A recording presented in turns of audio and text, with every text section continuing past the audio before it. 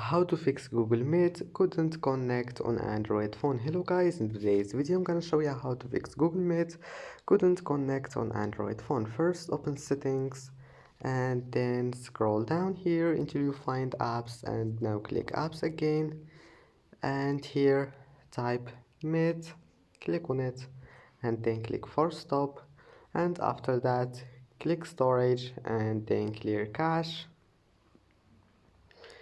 And now just scroll down, and here we'll find this one, drop over other apps. Make sure it's enabled, maybe you'll find it like that. Just enable it, and now go to data usage and give it mobile data permission, and that's it. Now restart your phone and try again. I hope that can fix your problem.